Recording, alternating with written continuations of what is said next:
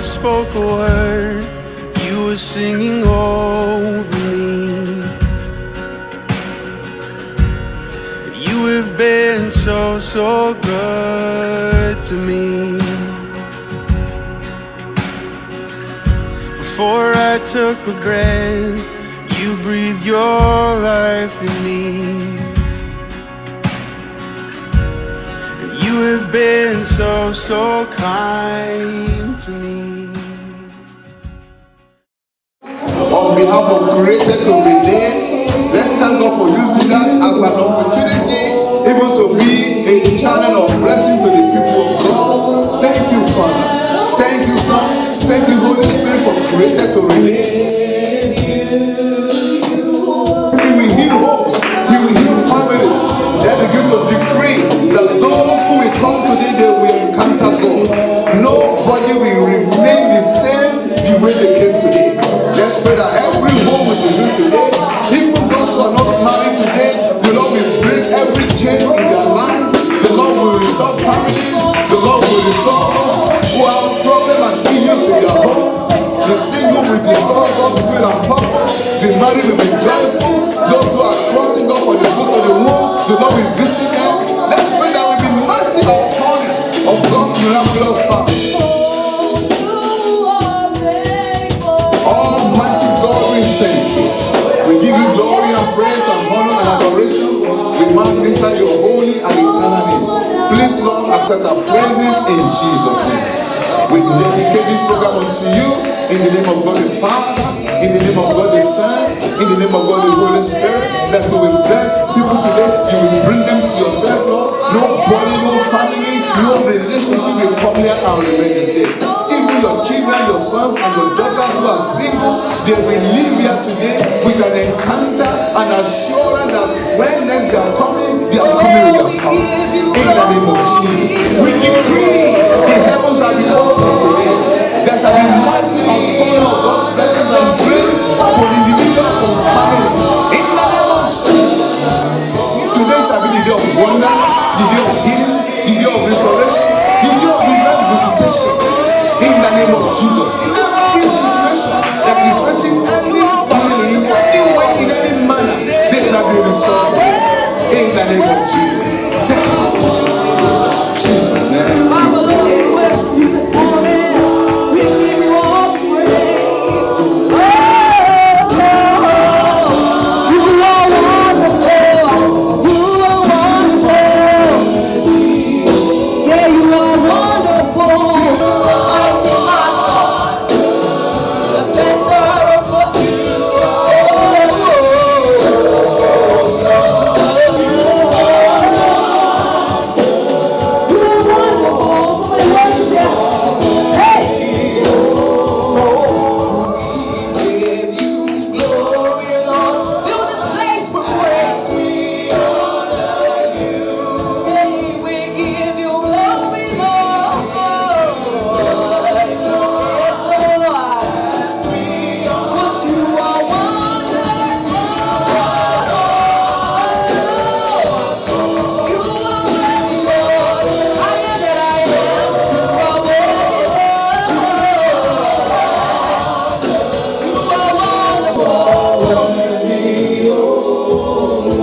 For you are Alpha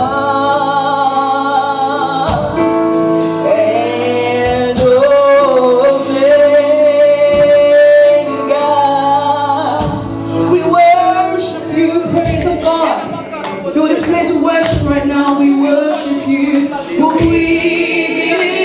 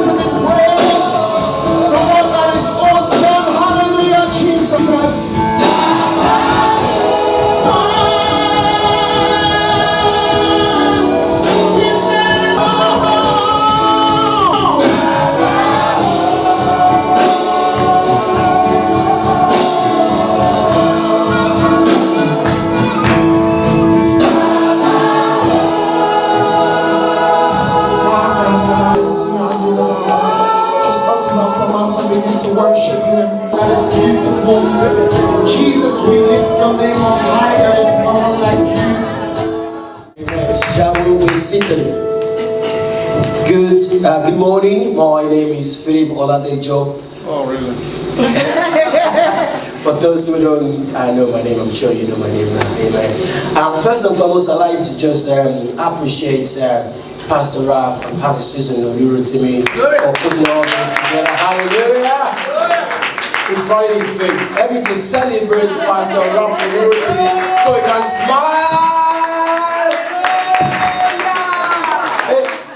We have been blessed in particular, particularly concerning this program for the past few years I've been here. And I want to appreciate Pastor Raf and Olurotimi. My name is Philip Oladejo. I'm an author, I'm a speaker, I'm a coach. And I'm here with my wife. What? Look at this beautiful lady. Isn't that beautiful? Isn't that gorgeous? Beautiful. And she's been with me for the past 18 years. Wow! She has tried. He has tried. Amen. Praise God. And together we pastor a church in Luton called the Lord's House, RCCG, the Lord's House. And God has been so wonderful. And without further ado, I'm sure we all know why we're here. Do we know why we're here? We're here to relate.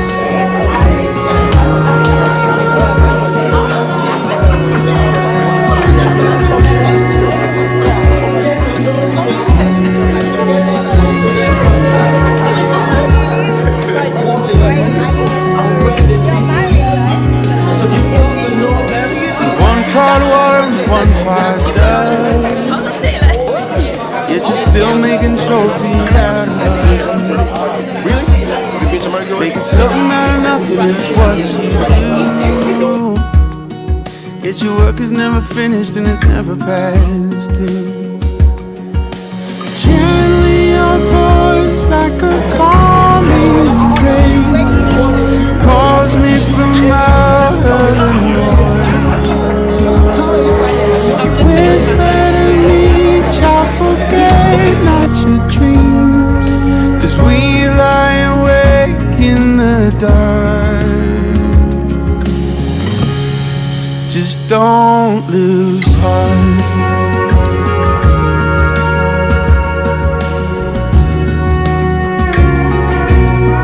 Just don't lose heart. So, the name of the person, the first person, Okay. the name, where the person, he or she lives, Okay. and what they do for living. Okay. The time starts now. Her name is Priscilla. There we go. Her name is Priscilla. Yes. She lives in Chingford. Yes. You're a student, right? Oh, she's That's out. no. She's finished schooling, Yes. right?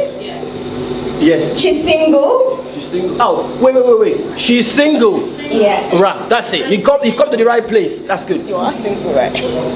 Yeah. Right. Where's tell the truth. Everything correct.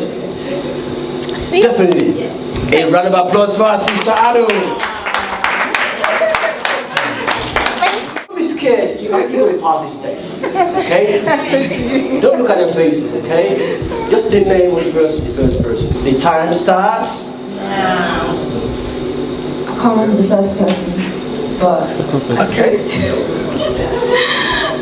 spoke to someone called Shalom over there. Oh no,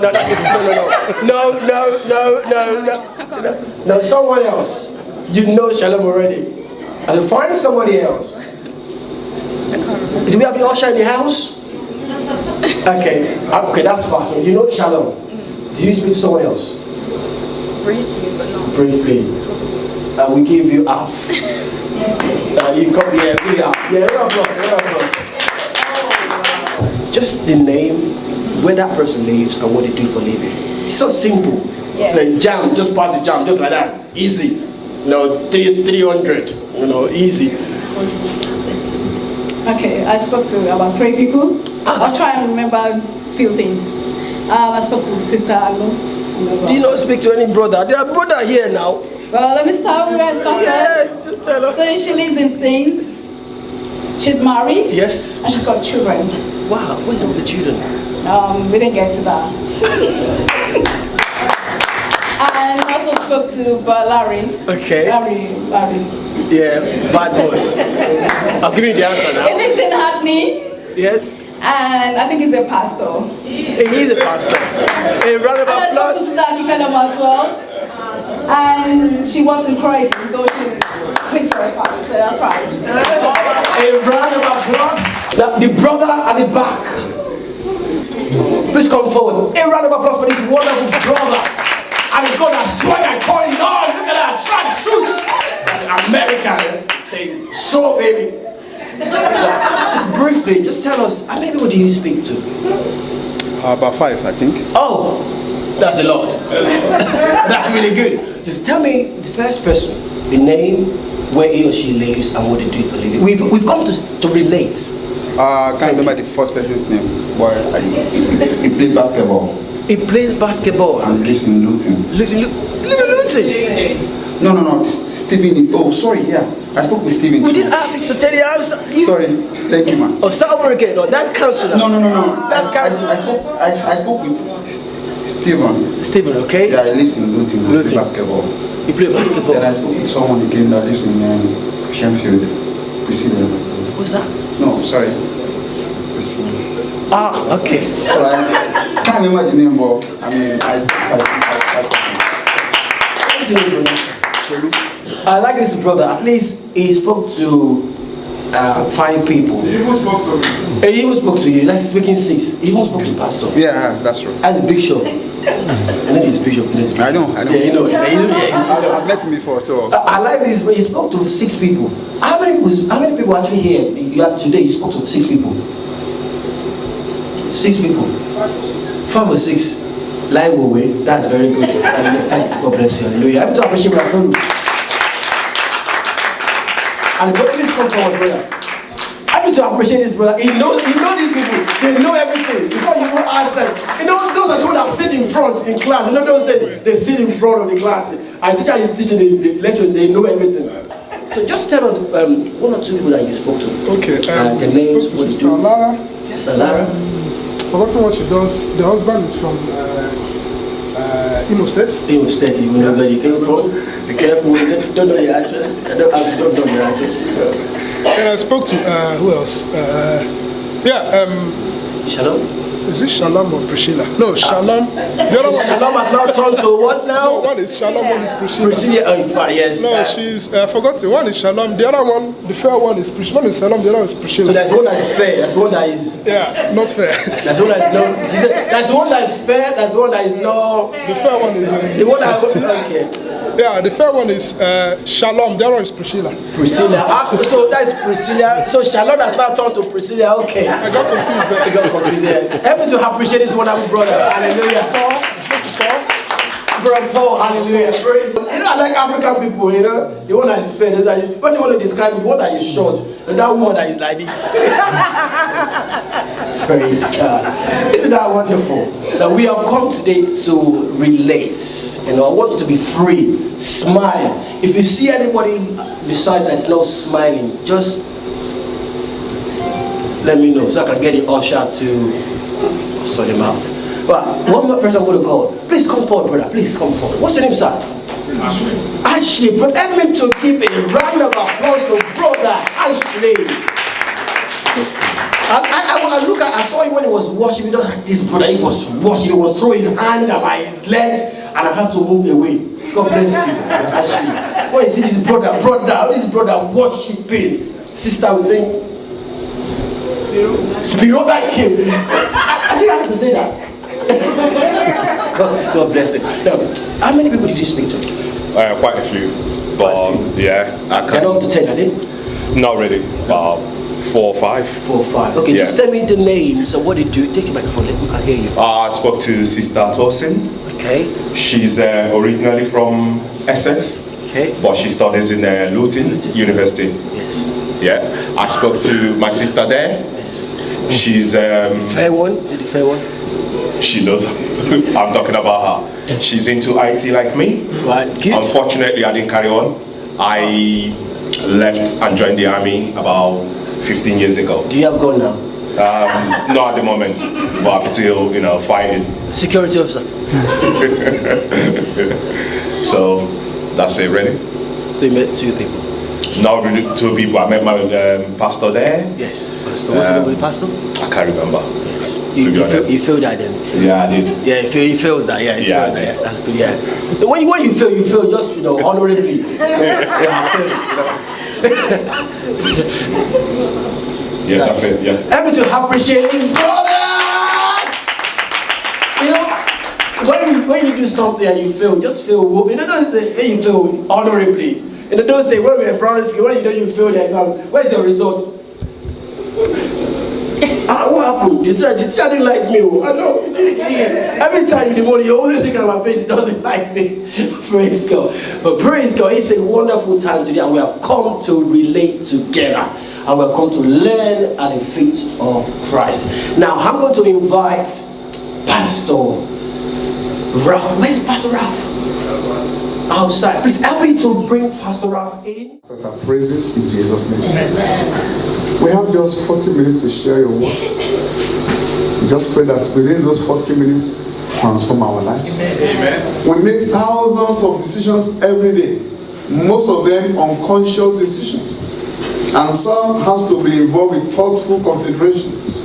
Father, and we know that our life will go in the direction of our thoughts. Therefore, our thoughts and our decisions are so powerful, more than we can ever imagine. Our salvation came from our decision. Many people will go to hell because of their decision. Our marriage in life is based on our decision. Father, we pray that you will give us sanctified ideas, wise ideas to make the right decisions as from now, and all the terrible, devastating effect of our past decisions, you will revoke them. Amen. And as from now, we shall be guided and led by you to make the right decision. Amen. Especially in our relationship. Amen. Thank you.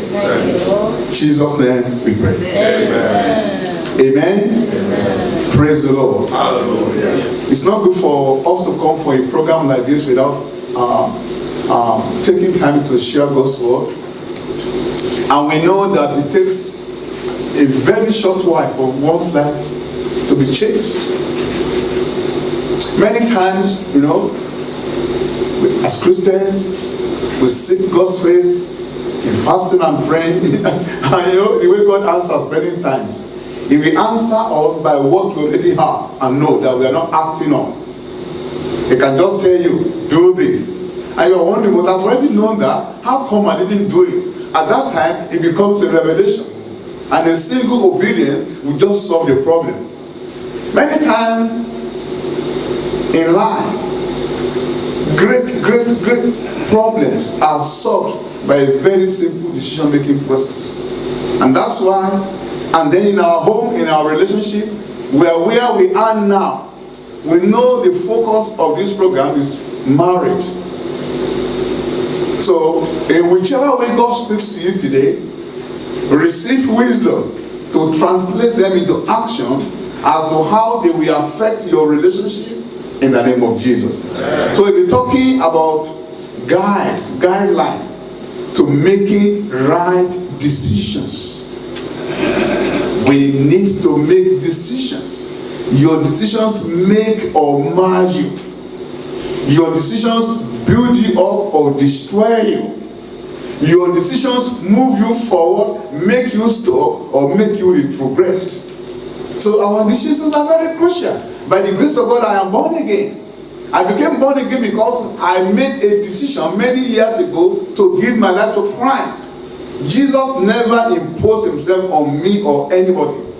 I was coming, God said, love is a decision. I choose to love you.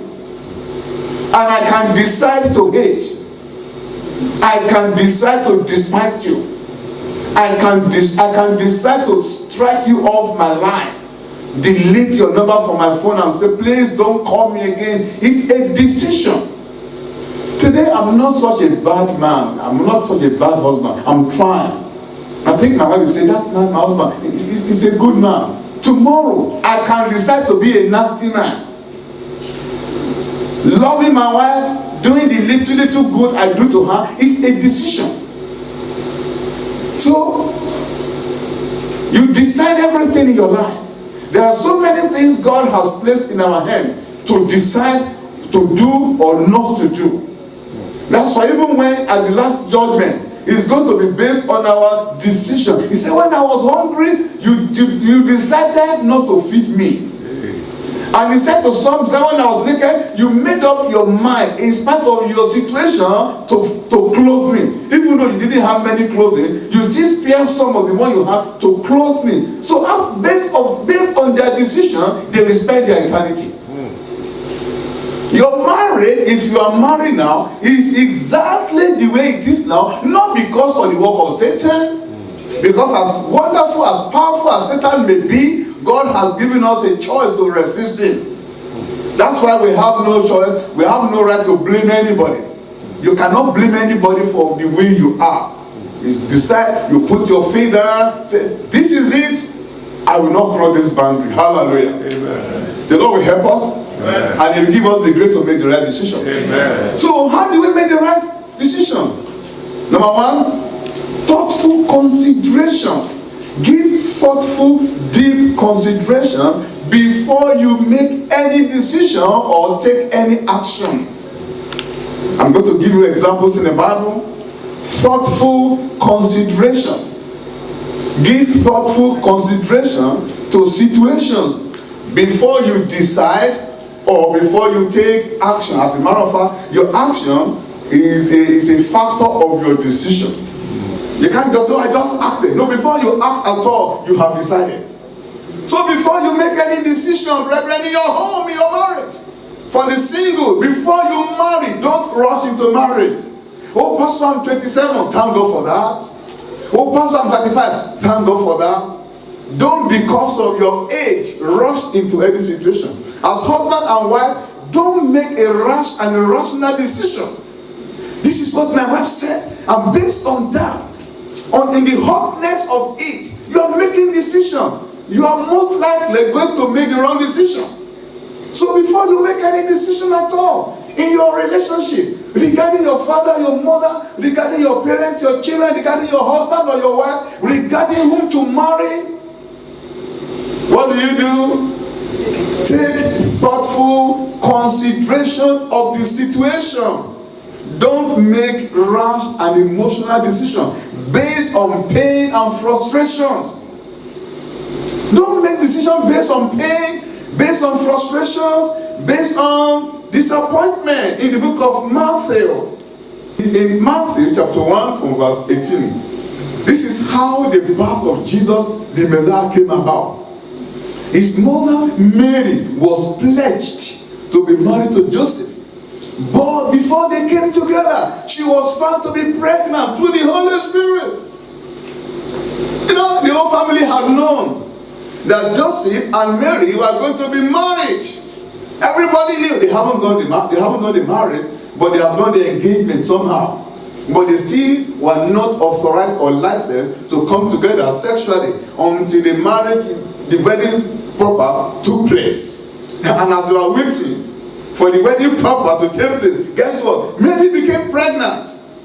And in verse 19, because Joseph, her husband, was faithful to the law of God, the KJV said because he was a just man, and yet did not want to expose her to public disgrace, he had in mind to divorce her quietly. Put your hands together for Joseph. Come on, put your hands together for brother Joseph.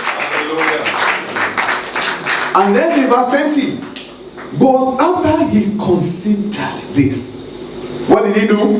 He considered. Many of us don't consider anything. What? You did that? Break? And then they begin to spit fire. Not Joseph. Joseph found her wife to be pregnant.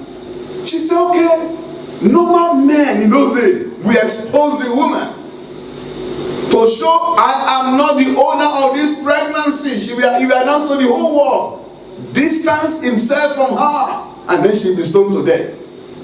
But Joseph said, no, Mary has been good to me before.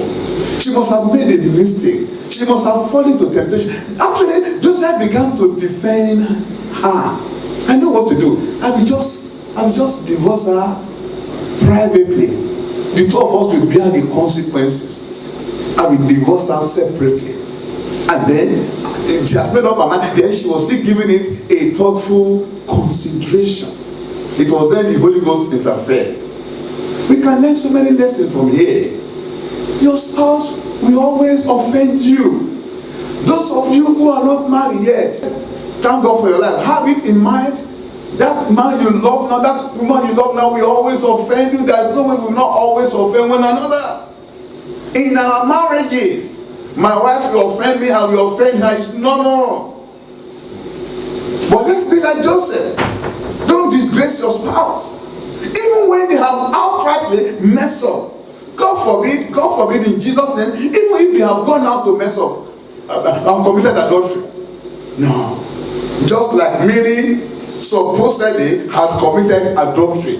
Because Joseph never knew that the Holy Ghost would impregnate his wife. So to Joseph, Mary has gone to commit adultery. But he still said, this was in the Old Testament, he still said, I will never disgrace her. Never. And then she was giving it a thoughtful consideration. Should I really divorce her? Or I should take the child? Like, what is the big deal? Well, I may be the only one. Then I will take. So he began to consider. We too. Let's take, the Bible says there is nothing new under heaven. Brother, sister, husband and wife, young people who are yet to marry, before you even go to the marriage, have some things in your mind. Some of the things you have to decide in your mind before you even get married. Whatever my spouse does, I am going to forgive. I will never give room to divorce or separation. I will do my best to keep this home together. It's a decision. By the grace of God, before I got married, I didn't even know whom I will marry. I said to God, whoever I marry in life, I will love the person. I will love my wife. I never knew her. I never knew, in fact, I don't want to go into many stories because we don't have all the time. I didn't even know I married a beautiful lady. Yes. I said, whoever God gives to me, I will. In fact, there was a lady we saw, myself and my best friend, who were in the campus there at Ife. We were going to the library, and we saw one Igbo lady who belonged to the Catholic Charismatic Renewal, and she had only one hand. And I spoke to my friend, Bro Ajala. I said, bro, because our focus was marrying God's will. And we asked each other, I said, bro, I think I was the rascal who raised the question. I said, supposing God has to marry this sister with one hand. She has one hand and she was from Igbo land. So how will I carry an Igbo woman to my village? To my parents who never spent one day in school? How will they communicate? And to what's in the situation, she had only one hand. And then we decided, say, Lord, if that is your will, no matter the opposition, we will marry her. That's how to decide. You make up your mind on something, you decide. There are some decisions you make, you don't break. My friend, it took him a long time to marry, and then one lady was pursuing him. Lady from a very rich family. My friend was so poor. Now the lady was beautiful, and my friend said, I will never marry her. I said, why? He said, if I marry this lady that is unbeliever, he said, all my waiting on God will be in vain. He said, I will rather wait until God speaks, or I will remain single. That's how to decide. Hallelujah. Amen. Come on, hallelujah. Amen. Number 2, in bad situations, look for the positive result and conclusion. Be godly in all your decision makings. Don't devise evil, even for someone who hurts you. Did you hear that? In all situations, decide, let your decision be positive. Even when somebody has hurt you, let there be a positive decision. Have a positive mind towards the person against whom you want to decide. Even if the decision is going to be painful for you, have the well-being of the other person in mind. That was what Joseph did. Joseph said, I am going to separate from her. He said, but I will not hurt her. I will do everything I can do not to hurt Mary. You know, that was what he did. I will not disgrace her. I will not expose her to public shame, so that in future he can still get somebody to marry. There are those who are wounded, who have been disappointed, and say, that lady, I will make sure nobody marries her. I will expose her to public shame and humiliation. There are wives who offend their husband, and the man says, I will let the whole world know that she is not the angel she is pretending to be. Everybody will know you. Starting from your father's house. I will let your parents know that they have raised a new responsibility. And then you pick up the phone. I thought you said you raised this, my so-called wife. She said, disgrace. No. Godly men and women don't do that. That even in adversity, in your decision making, you look for the positive side of the other person. Hallelujah. Amen. Like I said, so how? Number one, the Bible says in the book of Matthew 5:44, it said, pray for those who despitefully use you. Even when you want to make a decision about a nasty situation, you pray for the person. Somebody despitefully uses you. Your husband, your wife despises you. What do? The Bible says you pray for them. You know, we were in a place over the weekend. We were having a program like this, and one lady was speaking. She said, my husband really hurt me. The man, it was even the man who was saying it. He said, oh, I really hurt my wife. And I went out. He was a criminal, and he went out in annoyance. And then he sneaked into the house. And he met the wife praying. The wife never knew that the man was already standing by her. And guess what the man was doing? She was on her knee. Pray for who? Pray for her husband. A young lady. I was so glad. She said, the man said this is the first time the woman will even hear. The woman began to pray, Lord, touch my husband. This wasn't the man I married. Why is he behaving like this? Oh Lord. And the man never behaved as if he heard the woman's prayer. And the man said, from that day I changed. And that was the first time the woman herself will be hearing the testimony. It was the prayer of the young beautiful lady for the erring nasty man that changed the man's behavior. Because God allowed the man to hear the prayer of his wife. If it was you, Holy Ghost fire, where is the man? Wherever he is, Holy Ghost fire, arrow of God, fire, let him fall down, let him become blind. Excuse me. God said, and if it was you, if it was a woman, that day the man will never eat food. Really? You insulted me, you walk out on me. I know two things you like. You love food. Because according to some people, it doesn't include me. The way to a man's heart is their belly. The way to my heart is not my belly. But they have said that the way to some men's heart is their belly. Man, I know you love food. You will cook yourself. I know the man doesn't know how to cook.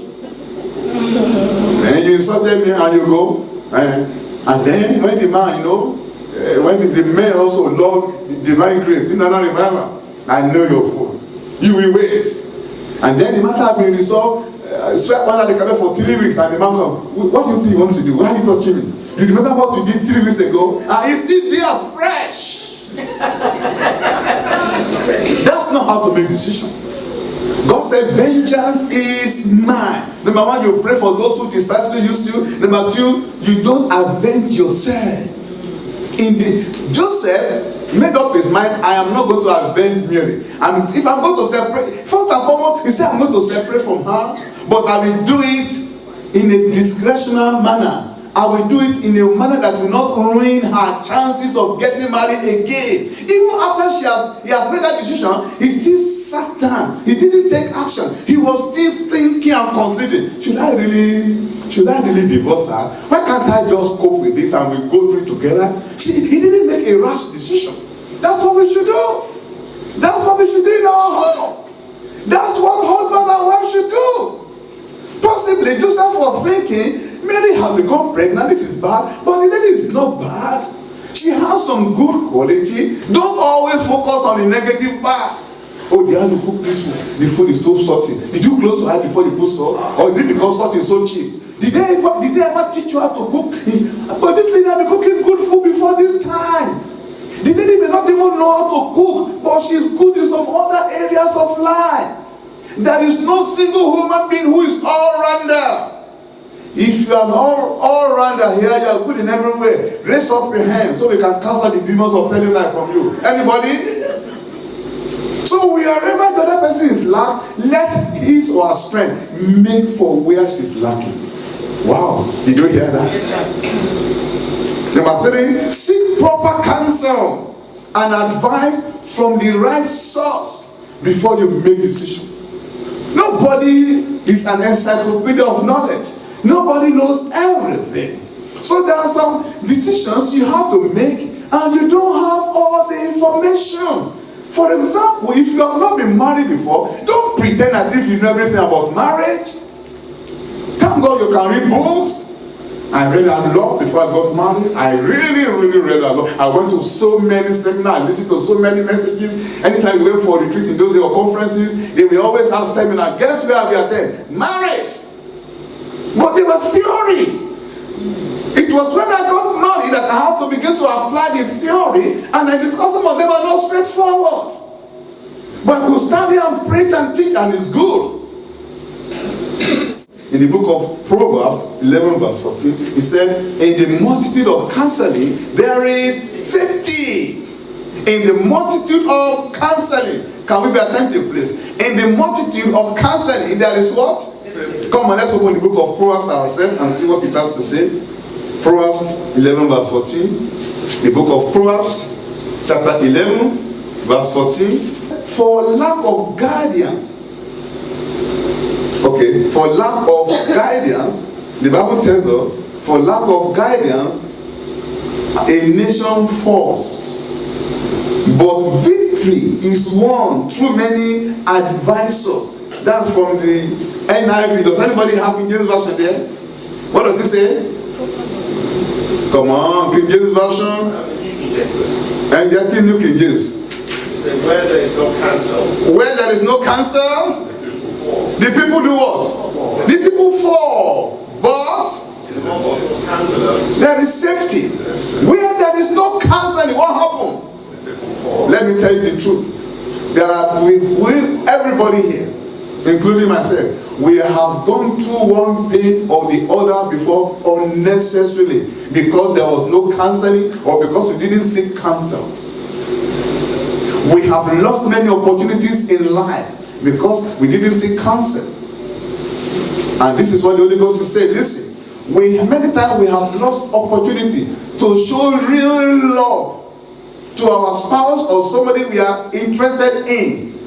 We have lost opportunity to show genuine love because we lack understanding and because we lack maturity, and we have missed opportunity. Many people here have missed the will of God in marriage because the person they should have married offended them, and instead of seeking for a way for solution, then if you can behave that way before we get married, there is no way. Such a person is expecting that they are going to marry an angel who will never offend them. Hallelujah. In the book of 1 Kings, chapter 12, it's a very long story. So let me just start reading from verse 1. Rehoboam went to Shechem. Okay, let me start from verse 1 so you can get the story. Rehoboam went to Shechem, for all Israel had gone there to make him king. Rehoboam was the son of who? Solomon. When Jeroboam the son of Nebat heard this, he was still in Egypt where he had fled from King Solomon. He returned from Egypt. Listen to this. So they sent for Jeroboam, and he and the whole assembly of Israel went to Rehoboam and said unto him, your father put a heavy yoke on us, but now lighten the harsh labor and the heavy yoke he put on us, and we will serve you. That was what happened. The elders of Israel, they came to Rehoboam and said, just give us a pledge that you will lessen our burden which your father put on us. And Rehoboam said, go away, for for 3 days and then come back to me. So the people went away. Was that a good decision or not? Yes. Good decision. People have come to him. Please, sir, let's in our body. What did he tell them? Go away. That was fantastic. One lesson there is don't make harsh decisions. Don't make quick decisions. It may backfire. Don't even be pressurized to making decide now. Decide now. That's why many of us are going to death. Somebody just call you. Oh, there's this special offer, but you have to buy it now. You have to buy it now. If they say that to you, just tell them drop your phone. If they don't drop, you drop yourself and let them go. You are free to insult them at that time. Otherwise, they will put lifelong burden upon your life. All of them. So Rehoboam said, "You come back." And then the king consulted the elders who had served his father Solomon during his lifetime. How will you advise me to answer these people? They replied, if today you be a servant to these people and serve them and give them a favorable answer, they will be your servants. Was that a good decision? From whom? Yeah. From the elders. But guess what? He's my brother because he's an Israelite. Uncle Rehoboam, you know what? He's your father. He's all of them are our fathers because they're children of Abraham. And he was given the right advice. Unfortunately, he now went to his colleague, his age mate. He despised the counsel of the elders. So it's not just good enough it's not enough for you to take advice. You must take proper advice from the right people. So he went to his colleagues who used to play game together, ball together. He actually became king not because he was mature, but because he came from the lineage of David. So he became the king. Then he went to his colleagues, the ignoramus. The boys who are not responsible. The boys who will decide the fate of a nation while in the pub, drinking beer, or playing ball. They said, no, don't mind those people. Don't answer. Put to them that question now. Let them know this is your time and season. Let them know you are not going to take rubbish from anybody. Don't let anybody put to them because you are tell them you are going to be tough. And unfortunately, he took the advice of the young people. And that same day, the nation of Israel that had been won right from the time immemorial became divided into two from that day. Up to today, there have been no reconciliation. Because later 10 tribes went away. We don't want to go into all those details. Seek proper counsel and advice from the right source.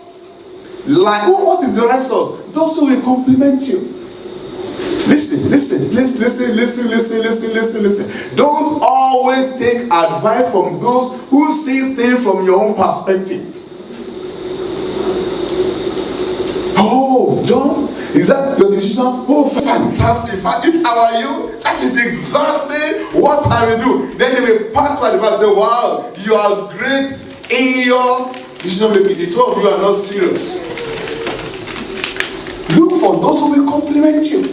Look for those whose opinion might be different from yours. Look for those who are more knowledgeable than you. The elders have been there when his father was reigning. They knew the problem.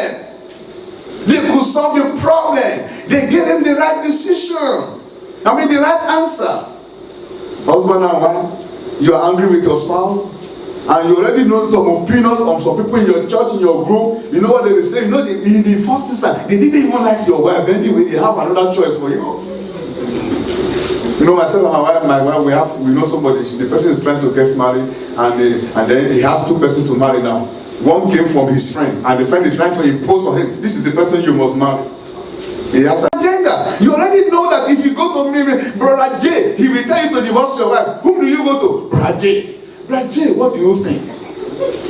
Yeah. What? She did that? And you are still living with her? Are you crazy? If I were you, I won't take rubbish. I would have gone long time ago. Instead of going to Pastor Larry, who will tell you, no, you can't divorce. You're actually looking for somebody who will rubber stamp your decision so you can make yourself happy. That's not wisdom.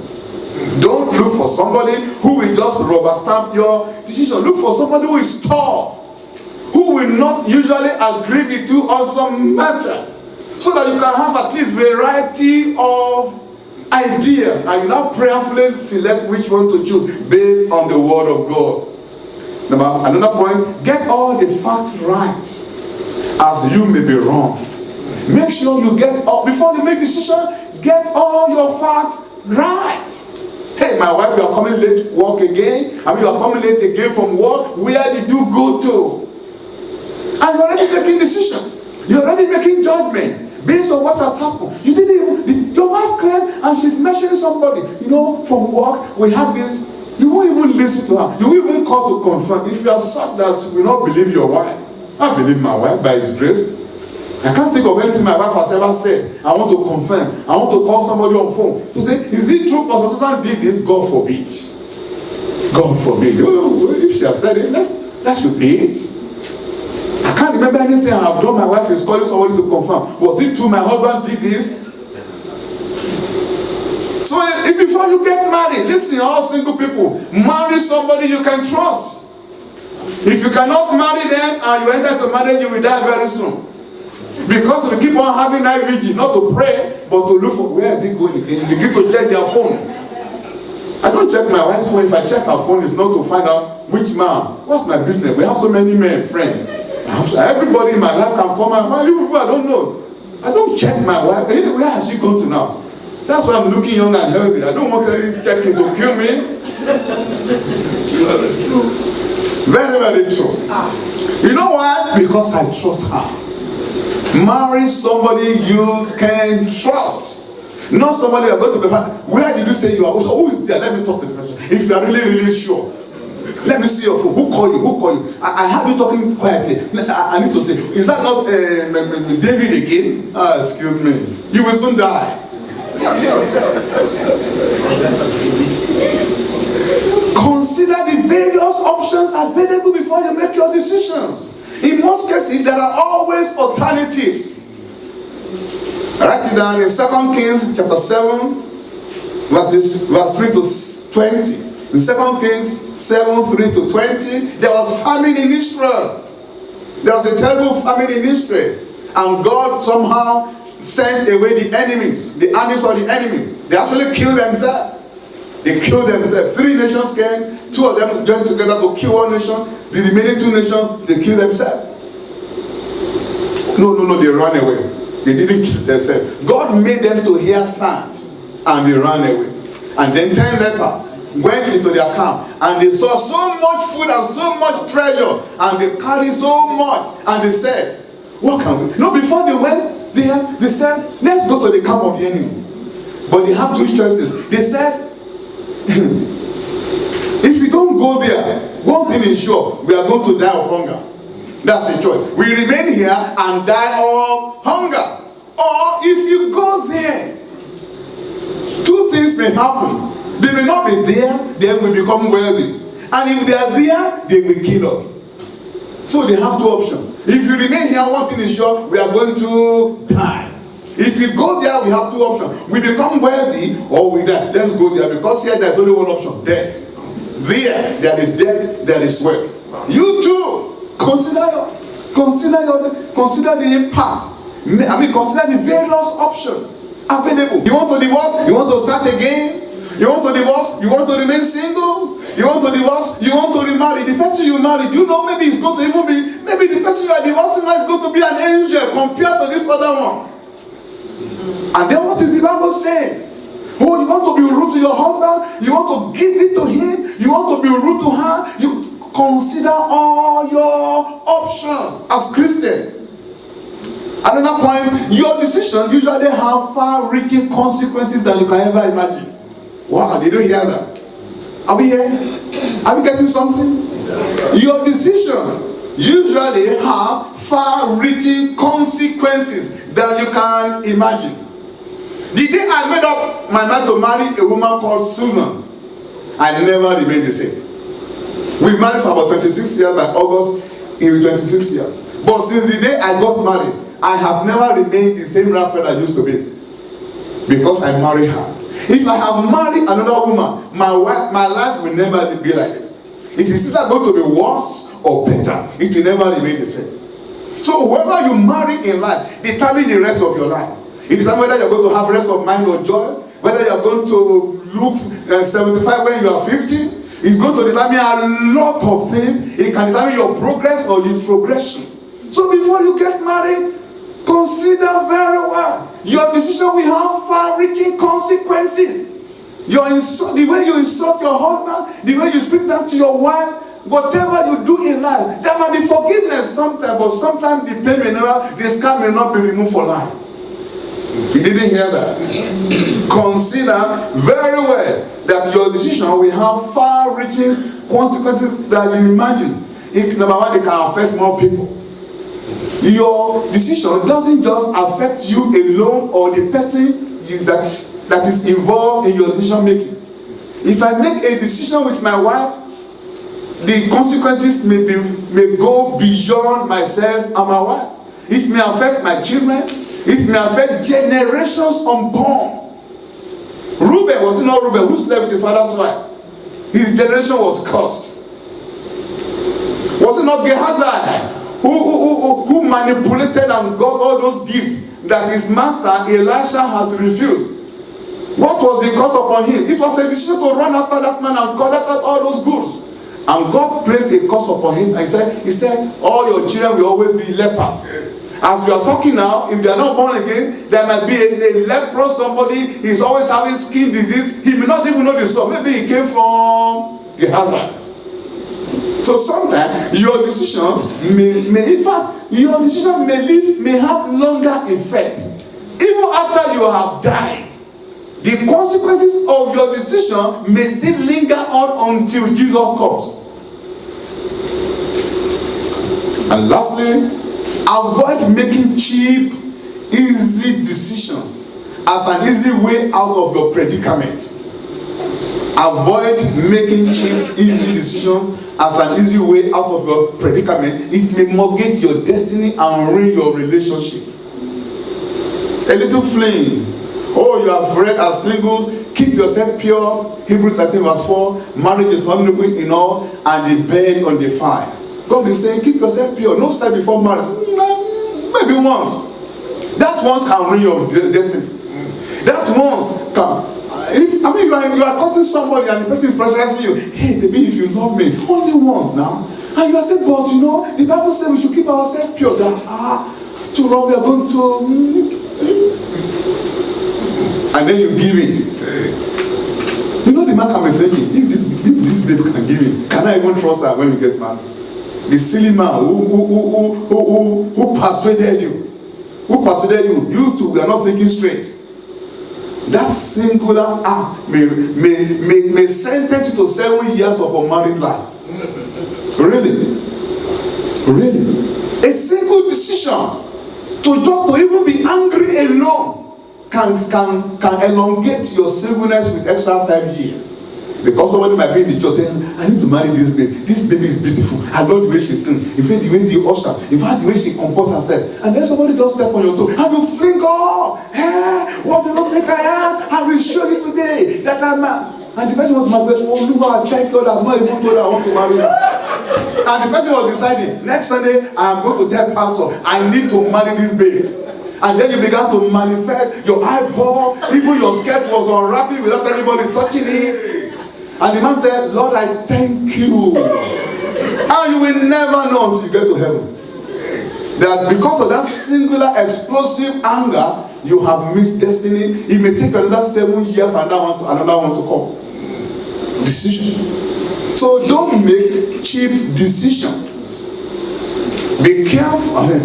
And the right decision may be hard or costly or risky or tougher. Moses was an example in the book of Hebrews 11:24-26. The Bible says Moses, when he was come of age, he refused to be called the son of Pharaoh's daughter. That was the cheapest, that was the coziest, that was the most rewarding in time of short-term blessing. He said he chose rather to suffer affliction with the people of God than to enjoy the pleasure of Egypt for a season. For he saw a reward. Moses made a hard decision. If somebody is running after you, he's an unbeliever. Decide to remain single until the will of God comes. If it costs you extra 2 years, of loneliness, of pain, but in the end, it will pay off. It will pay off. You are having the day, you have no choice. Somebody say, let's go to the false prophet, who will pour candle and who will pour oil, who will pour kind of horrible thing. As long as you have a child, let's go to that Baba. You say, God forbid, I would rather remain barren. I would rather go and adopt. I would rather remain the way I am than to seek a child from the devil. That's the right decision. You may suffer, but in the end, God will pay you. In the name of Jesus. Lastly, seek divine guidance. God knows everything. To make the right decision, seek God's will. That was what David did in 1 Samuel chapter 30. So many lessons to learn about that. Number one, don't make decisions when you are sad. David was pressurized to make decisions. He was sorrowful, but he wouldn't make decisions when he was sorrowful. He was grieving. He wouldn't make decisions. He was pressed by his people. They even decided to stone him to death. He won't make a decision. He was sad. So when you are very sad, when you are despondent, when you are discouraged, don't make a decision. Don't even speak. Most of the time, you are going to make error in speaking and in decision. David stood still. He went to encourage himself in the Lord. He became strong. He became inside. Then he began to seek the face of God. And God spoke to him. When you are so much in love with a man, I can't do without John now. In fact, before I close my eyes, I always see him in a dream. Don't decide yet. It's dangerous. When you are infatuated, it's difficult to make decisions because you are likely to be wrong. It is when you are normal. Somebody say normal. Normal. That you should make the right decision. I didn't make decision because there's a lady called Susan. I can't sleep again. No, in fact, the whole of my body is vibrating. I must not. No.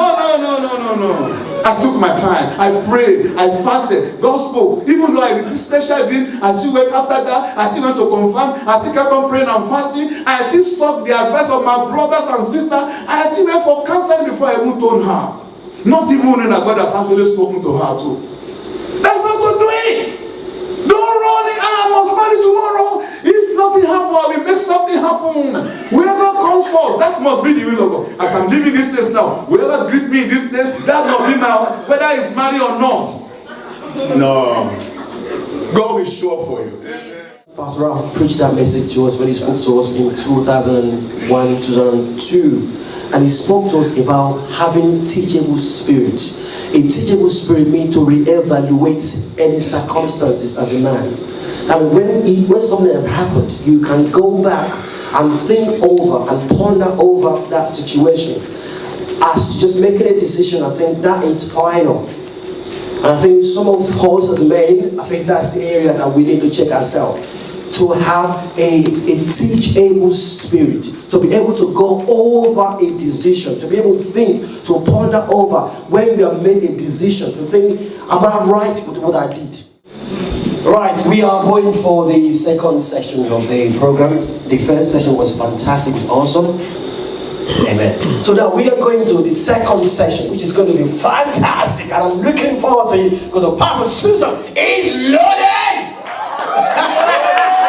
She's loaded.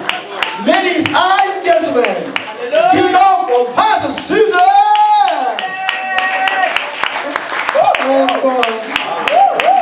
You may be seated, please. I'm not actually the only one that will take part in the second in the second segment. I'm loaded. Now, having said that, the second session is normally a practical time. We call it "Let's Talk About It." It's the time when we talk about real issues that affect us as individual and as a group. Now, we are going to talk about what is affecting us in the day that we live in now.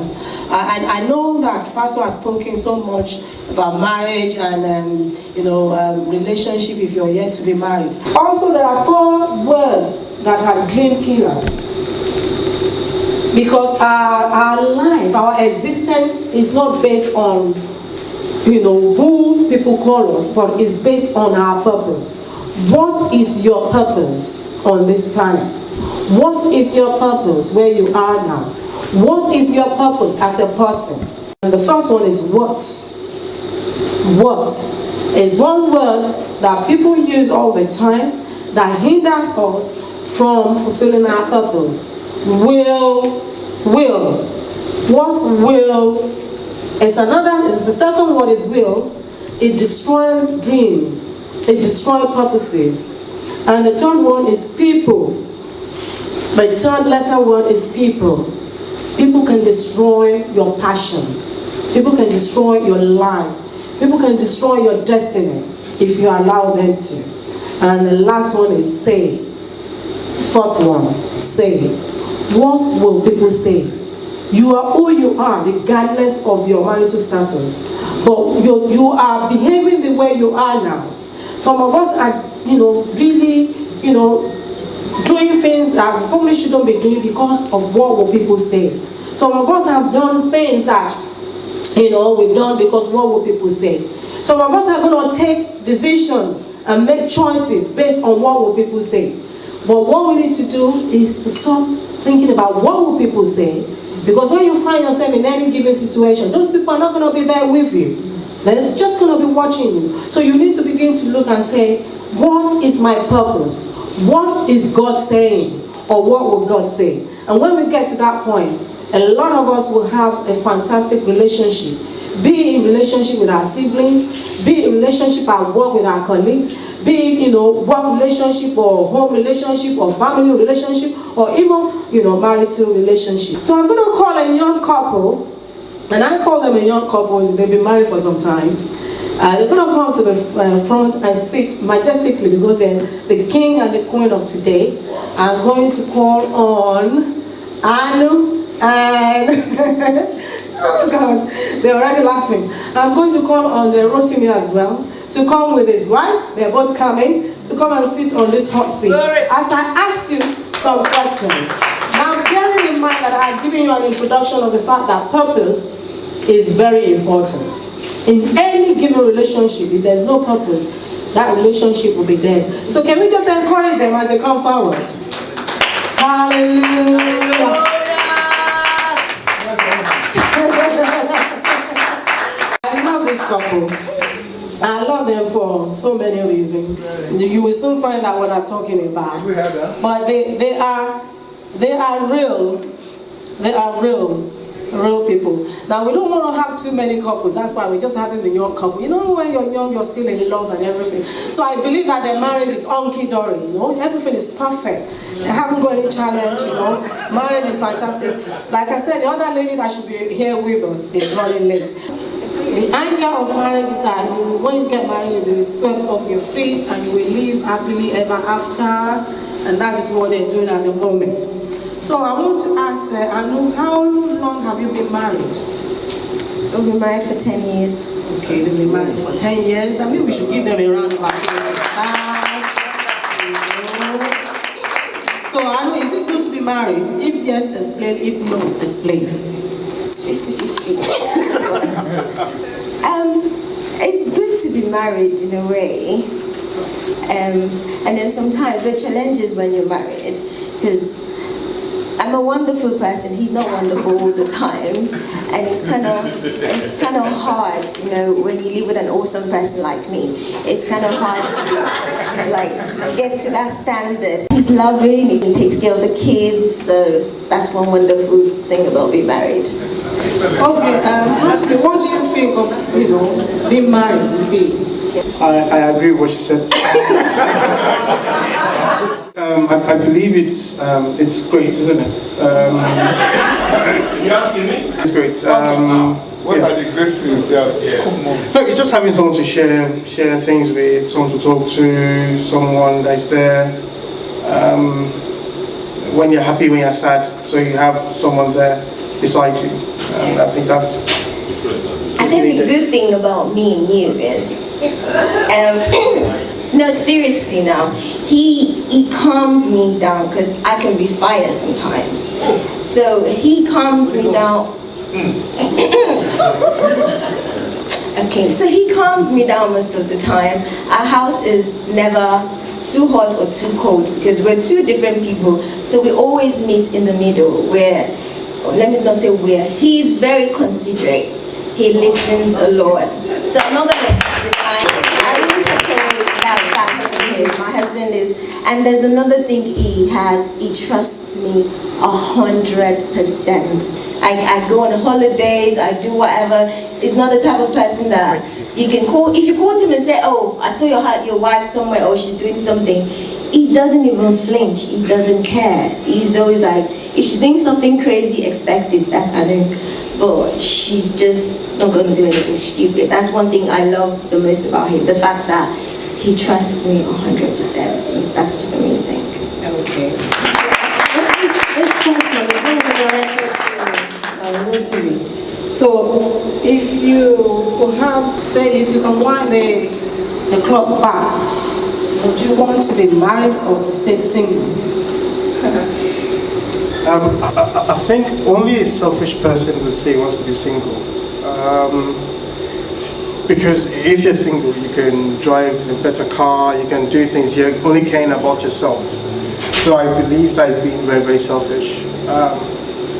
Having someone else that thinks about you and you think about, and having kids, really, really changes things for you. It changes your maturity as a person as well. So I believe, I don't think I'll change. I'll rather stay the way I am now as opposed to being single.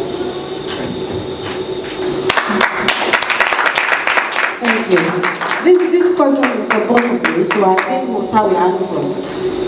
What is the most important thing in life? Is it to be single, to be married, or to fulfill God's purpose, and why? So if you pick anyone, you have to give us examples. No, I'll be fine, thank you.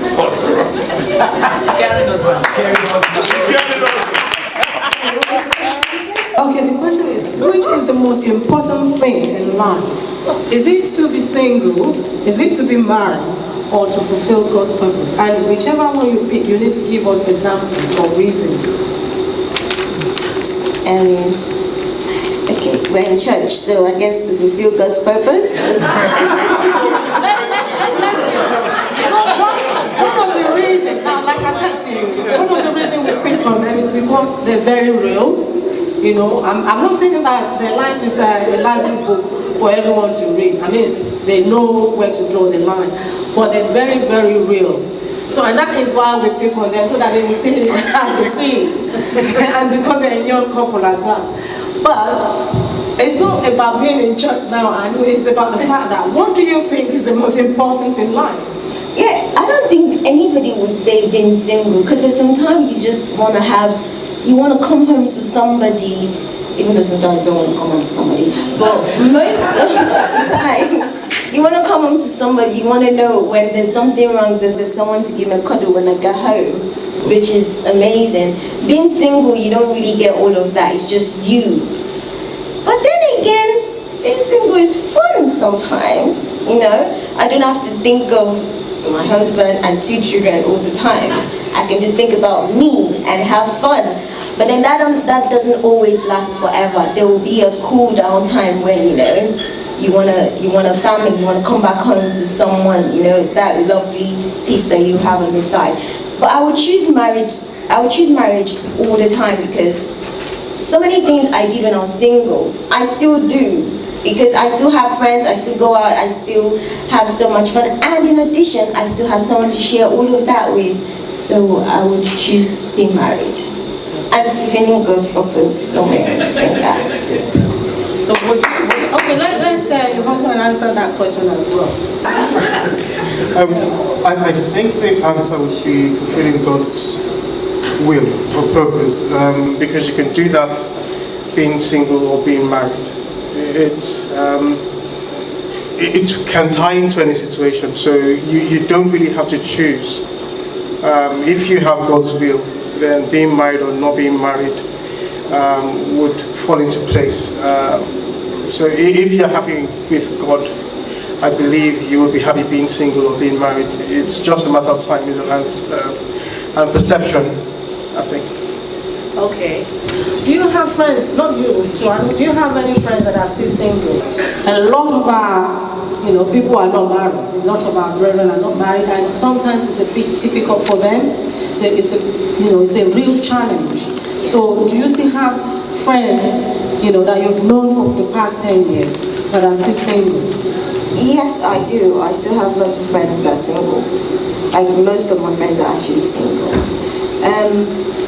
Sometimes it's quite uncomfortable, especially the ones that are, the ones that are way older than me, like the ones that are like 5-10 years older than me.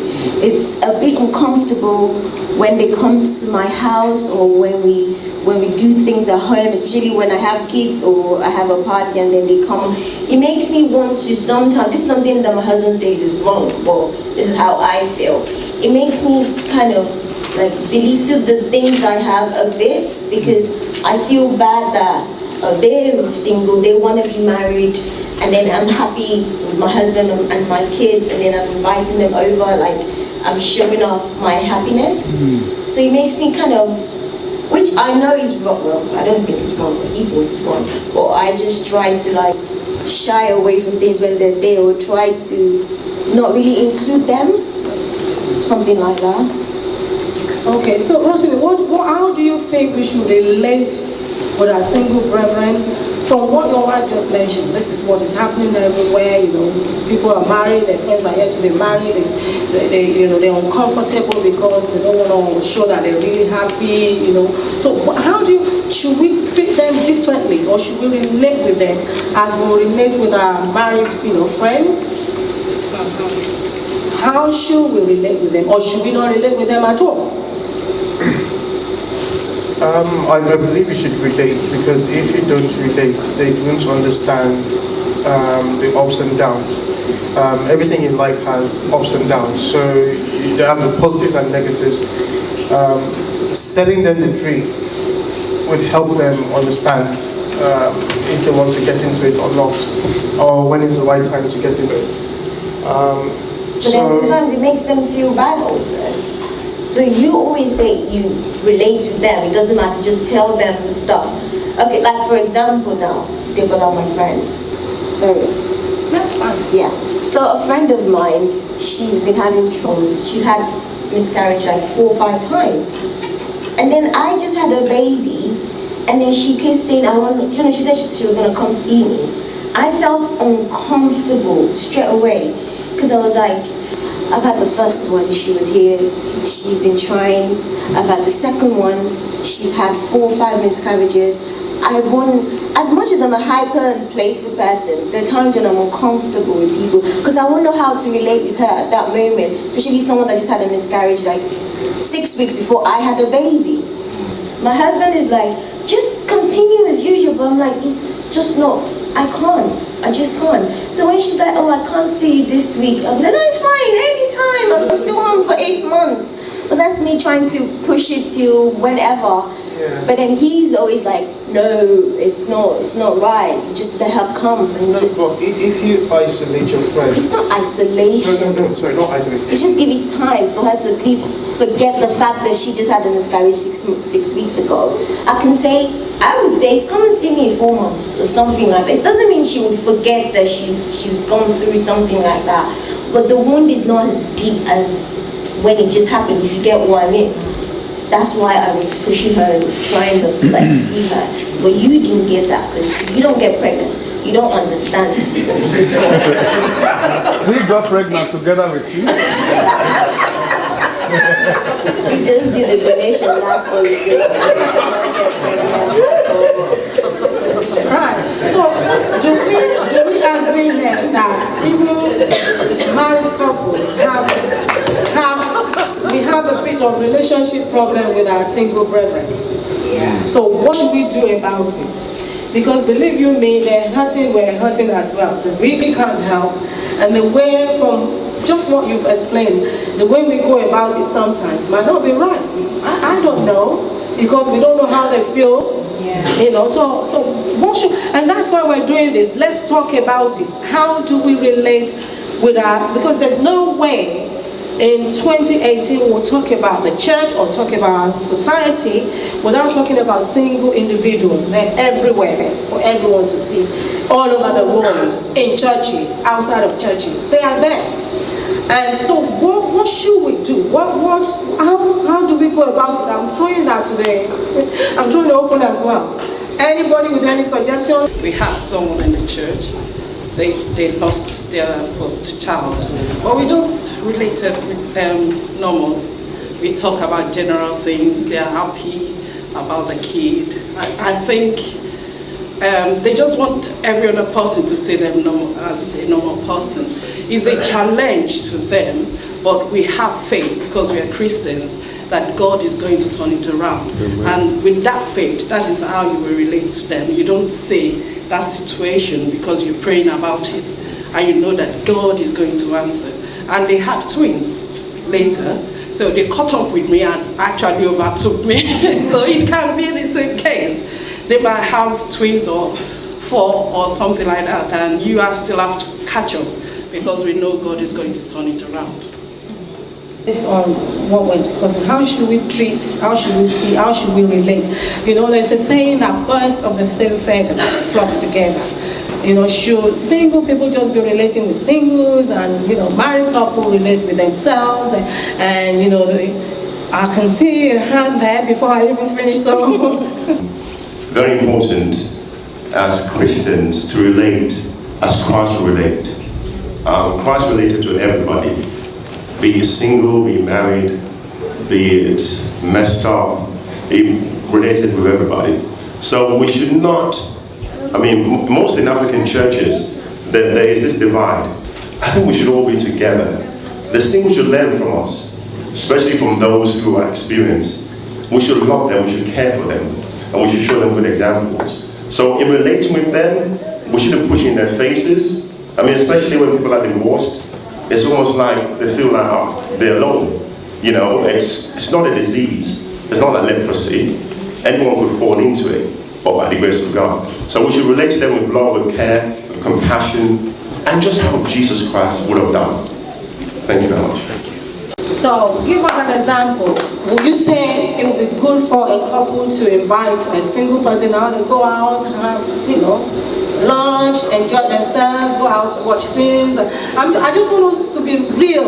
So if that is your, what are the things that we should be doing? Okay, let me give you a simple. Now I keep saying single. It works both ways because they have a lot to offer as well, and we also have a lot to offer. So we need to interact. That's my point. We need to interact and engage with ourselves. Yes. For me personally, I don't see any divide, but that's the person I am. I'm kind of an extrovert. I'll relate with anybody. It doesn't matter whether you're old, whether you're young, whether you're in between or middle age like I am. I personally can relate with everybody, but that's my personality. But what I see in African churches is there is this divide. Or what I see, okay, let's not say the church. What I see with our tradition or our culture is that there's this divide. You know, you put the divide there by starting with uncle and auntie and brother and sister, you know, so that is a divide in its own. Well, me not calling you by name and you not calling me by name, that's our tradition. So that brings a divide. But if we can take that out of the question, I'm not saying that we shouldn't call each other brother, sister, or whatever. Those are titles, it's okay. But if we can try to, and that's why I spoke about how Jesus Christ would have done it. Try to put ourselves in that person's position. Try to put ourselves in that person's shoes. How would we like to be related to? I mean, our tradition sometimes, when I got to understand our tradition, was that when there's a little child playing about and the adults sitting somewhere chatting, and the little child just runs where the adults are, the child will chase them away because they're saying you don't have your mates here. And I was thinking when I was younger, why do we do that? The child needs to learn from the adults. So if we bring that into this setting as well, it will also happen, there will be a divide. There should be no divide. We should love, we should care, and we should treat people as we want to be treated. That's the way I see it. Praise God. I believe there are singles, and sometimes, many occasions, singles for a reason. So first and foremost is not treat every single the same. Some are singles who don't want to get married. Some want to get married. Some are single based on a broken relationship. So extra effort needs to be made to identify why people are still single. And as I said, somebody single and not necessarily want to get married, and they should still enjoy their life as singles, and they're okay to be in church and to be single. So I think identifying the purpose, and that's why with singles, we have to have a kind of a one-to-one relationship. I try to get to the bottom of this with any single person I'm relating with, just to know why they're still, and if I know, okay, this is the reason why they're still single.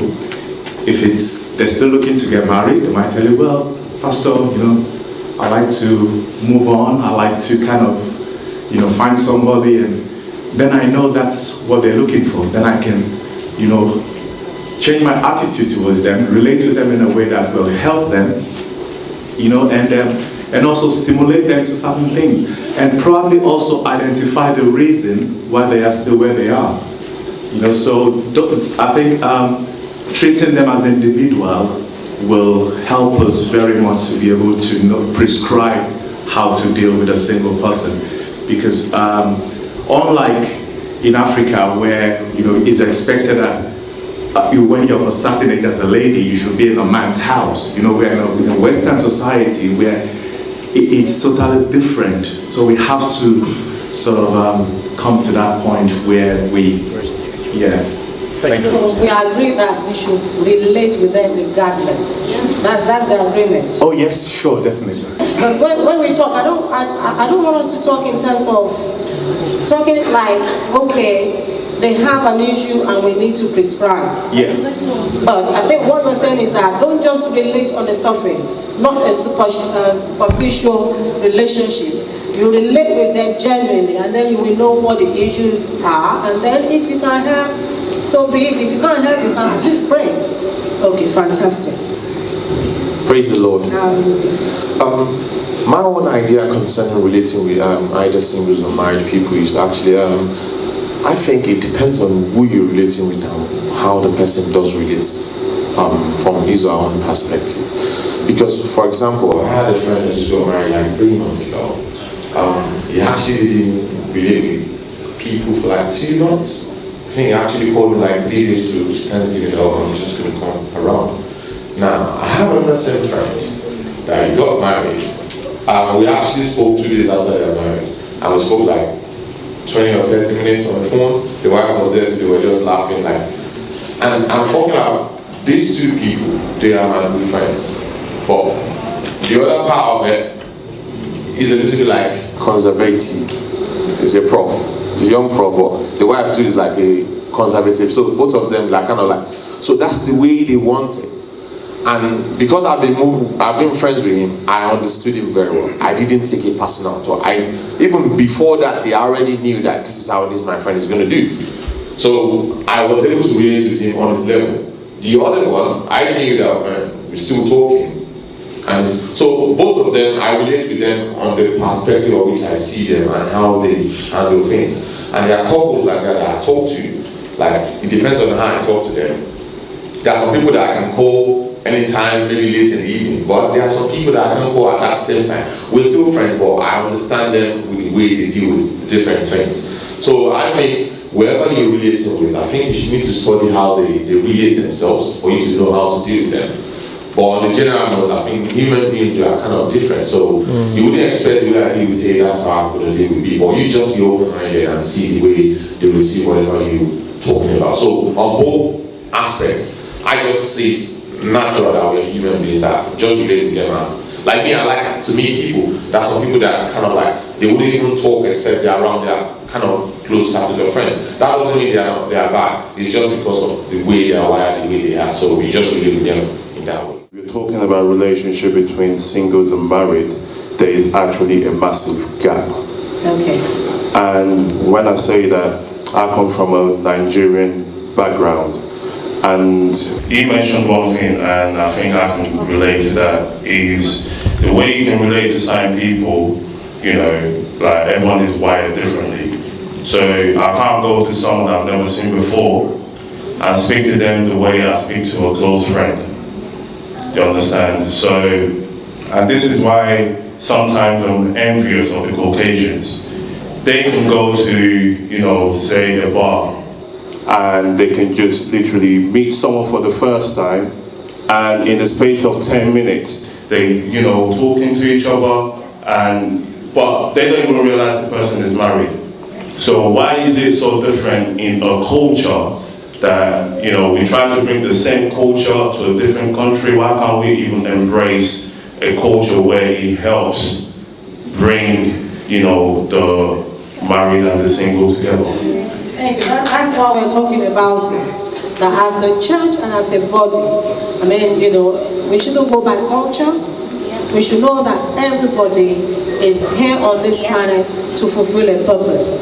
And we should also come to the realization that not everybody is going to be married. Just because somebody is not married doesn't make them less a person. And this is the reason we are treating this topic here today. So I understand where you're coming from. And I'm hoping that for all of us that are here today, by the grace of God, that God will help us to change that mentality. Because we're all human beings before God, and we know that there are people that are, far behaviorally, better than some married couple. It's just that there is nobody to marry, and they can't marry themselves. So we won't, because somebody is single, not relate with them or condemn them, and that is what we're doing today. So you will help us, and how will help us? All of us will help us to begin to change that culture. Because as far as I'm concerned, human being is human being. Even if somebody is married and they're divorced, it doesn't make them less a person. And in fulfilling purpose, we need to have relationship. You cannot fulfill your purpose without relationship. It's impossible for you to fulfill your purpose, solo. You can't go solo and say, So we all have to relate with one another. And most importantly, we're Christians. What would Jesus do? There were women that were following Jesus in his days. One of those women was Mary Magdalene, who, to be honest with you, in our days now, if Mary Magdalene wants to follow you, I think you will say, no way, I don't want to be seen with you. But so many people follow, and he embraced them. And that is what we're saying. That even in our churches, in our relationship, individually and collectively, we need to understand that we're all human beings, and we're here to fulfill purpose. We're here to help one another.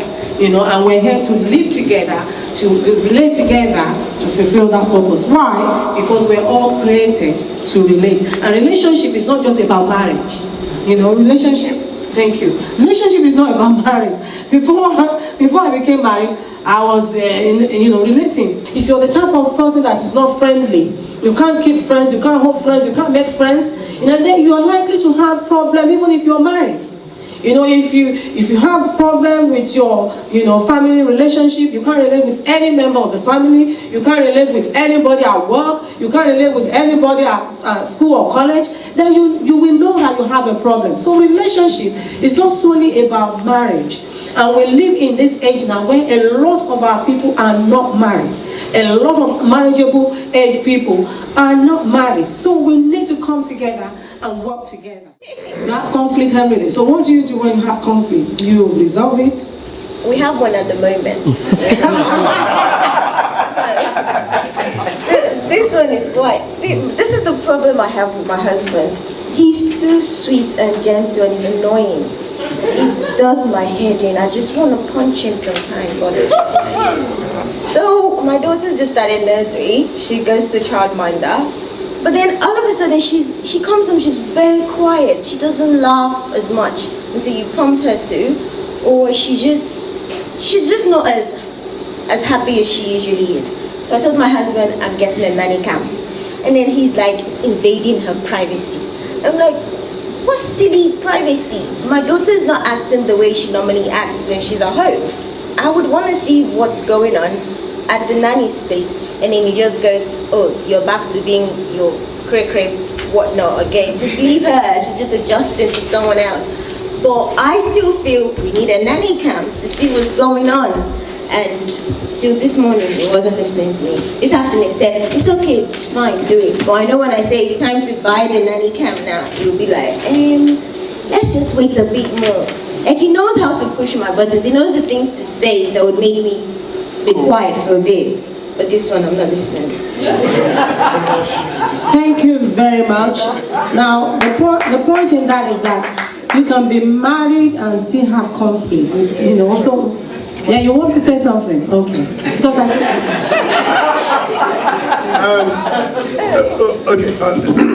mine is totally different.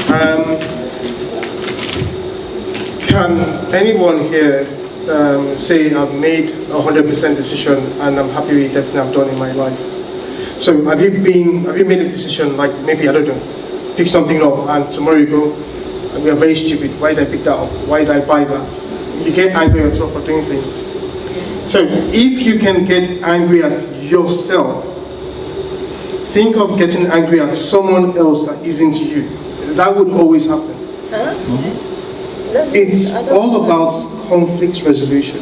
It's knowing when to stop and it's knowing when to push. It's knowing what there's a point, there's a limit to everything. So in other words, what you're trying to say is you just agree to you agree to things I say to shut me up, not because you think I'm right. Right? Is that what you're saying? Sometimes, yeah. okay, you know what's gonna happen because of our time. Yeah, we have to put an end to this and then we'll continue later. But you know, you've done fantastically well. We love you. Honestly, I love you both.